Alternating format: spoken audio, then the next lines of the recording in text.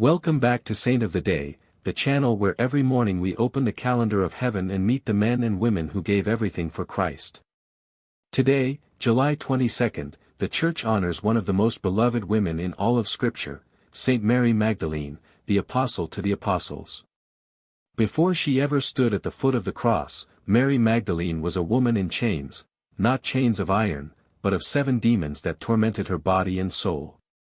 Then she met Jesus.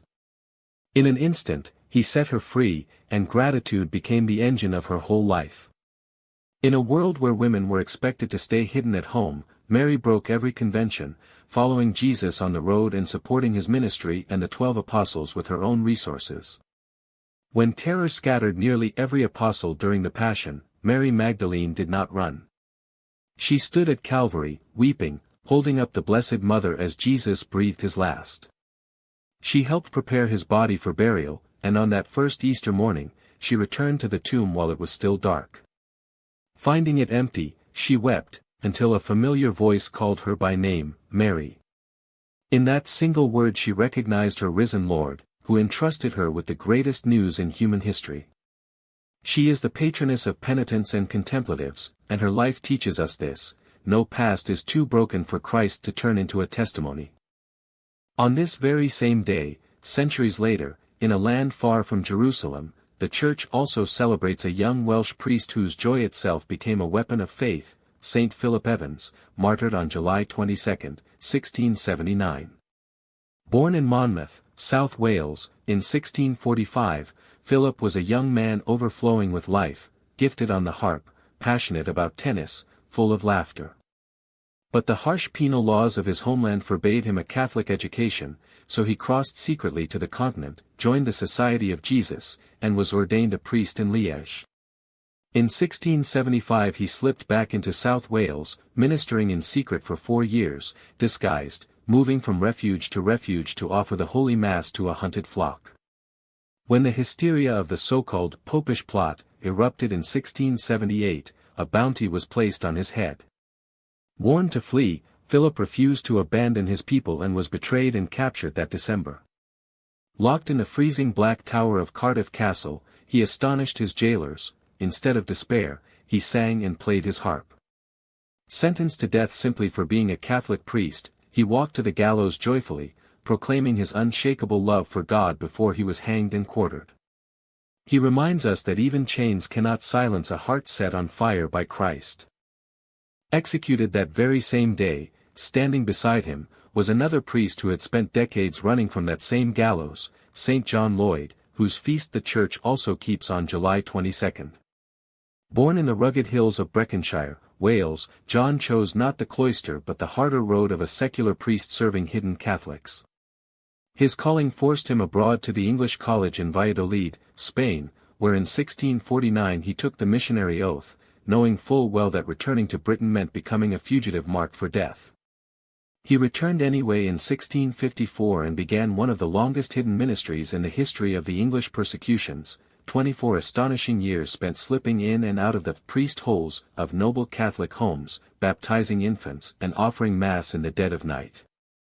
His long, quiet resistance ended when the false Popish plot swept the land. Captured at Penline in November 1678, he was thrown into the same Cardiff Castle dungeon as the vibrant Philip Evans, the 2 men, so different in temperament, becoming brothers in captivity. Tried in May 1679 and condemned only for remaining in the country as a priest, John climbed the scaffold moments after Evans, forgiving his executioners with genuine peace. He is remembered as a patron of quiet perseverance, proof that faithfulness, even unseen for decades, is never wasted.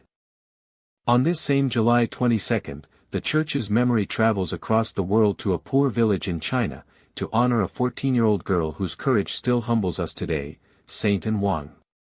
Born in 1886 in the humble village of Majiazhuang in Hebei province, and came from a family of devout Catholic converts. Life dealt her sorrow early, her mother died when and was only 5. Yet guided by the catechist Lucy Wang, she grew in a spiritual maturity far beyond her years.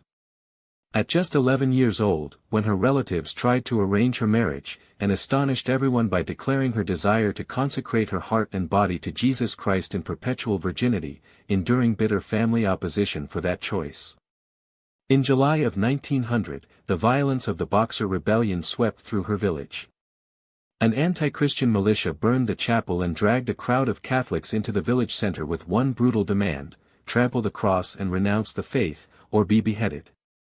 Anne Wang, only 14 years old, stood perfectly still, calm even when offered mercy in exchange for apostasy. On July 22, kneeling with the others toward the ruins of her church, she bowed her neck to the blade, praying for the souls of her killers before it fell. She is honored today as one of the martyr saints of China, and her short life teaches us that courage has no age limit when love for Christ is real. From the martyrs of imperial China, our journey on this July 22 moves to modern Mexico, to a woman known with tender affection simply as Manuelita, the Venerable Maria Inés Teresa of the Blessed Sacrament. Born Manuela de Jesus in 1904, the fifth of 8 children in a wealthy and devout Mexican family, her path changed forever at 20 when she read Saint Teresa of Lisieux's Story of a Soul. At the National Eucharistic Congress, she felt the living gaze of Christ in the host draw her irresistibly toward him. But choosing religious life during the deadly Cristero War, when convents were destroyed daily, meant becoming an outlaw for her faith. With enormous sacrifice, she fled into exile in the United States, entering the cloistered Poor Clares in Los Angeles in 1929 and receiving the name Maria Inés Teresa of the Most Blessed Sacrament. In 1930, she experienced a mystical vision of Our Lady of Guadalupe, who promised her great apostolic graces. Sensing that strict cloister did not exhaust her calling, she courageously returned to Mexico and, overcoming fierce political and economic hostility, founded the missionary Clarist Sisters of the Blessed Sacrament, joining Eucharistic contemplation to bold evangelization. Despite fragile health, she was remembered for her constant smile, crossing the world to plant clinics, orphanages, and rural schools across 14 countries. She died in Rome on July 22, 1981. Her life reminds us that no cloister wall can contain a heart truly on fire for souls. In a very different way, another figure of this same July 22 lived out that same fire hidden in silence and ecstasy, Blessed Augustine of Biella, a Dominican friar who died in Venice in 1493. Born into the powerful Fanghi family of Biella in the Piedmont region of Italy, Augustine's future had already been decided for him, managing family estates and entering a prestigious marriage. But everything dissolved the day Dominican friars preached in his city, and the eloquence of their poverty pierced his heart. He took the habit of the order of preachers and became known for a prayer life so profound that he would fall into prolonged ecstasies. His spirit strength shone most dramatically when he required brutal surgery without anesthesia. He endured the blade without a single cry, later explaining that his mind had rested so completely on the sufferings of Christ's passion that his own pain simply vanished. As prior of the priory at Soncino, he reformed his community not through harsh decrees but through the sheer weight of his holiness. He was known as a wonder-worker too, once mending a shattered wine jug and refilling it through prayer alone, just to dry a weeping child's tears. He died in Venice on July 22, 1493, the very feast of Saint Mary Magdalene. Decades later, workers repairing the convent found his coffin floating intact on still water, his body wondrously incorrupt. His life teaches us that true strength is found not in resisting suffering, but in fixing our eyes on Christ within it. Also remembered on this July 22 is a nobleman who traded a palace for a hermit cell, Saint Wandrille, known formally as Wandrille, who died in Normandy in the year 668. Born near the fortress city of Verdun around the year 600, Wandrille held the powerful rank of Count of the Palace in the court of the Frankish king Dagobert I, enjoying every luxury a war-torn continent could offer.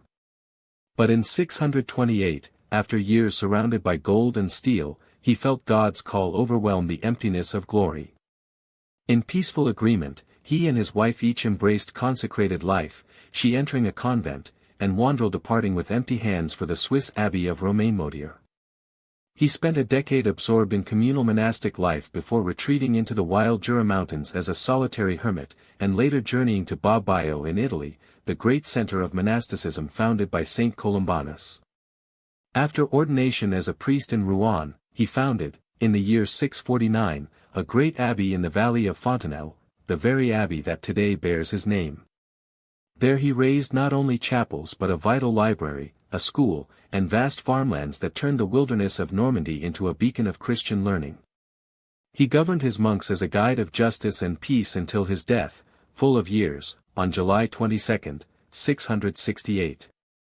Saint Wandrille shows us that it is never too late to lay down worldly power for something eternal. The Church's calendar for July 22 also honors a young nobleman who fled his own wedding for the love of God, Saint Menelaus, founder of the Abbey of Monmouth in France. Born into an influential noble family in Presine, in the Anjou region, Menelaus's whole future had been mapped out since birth: inherited lands, command over vassals, and a politically advantageous marriage. But from an early age, records tell us, he despised the emptiness of court life and warfare. As his forced wedding day approached, Menelaus called on his most loyal companion, the young squire Saviniano, and together they staged a daring nighttime escape, crossing dangerous territory in complete secrecy until they reached the rugged peaks of the Auvergne region.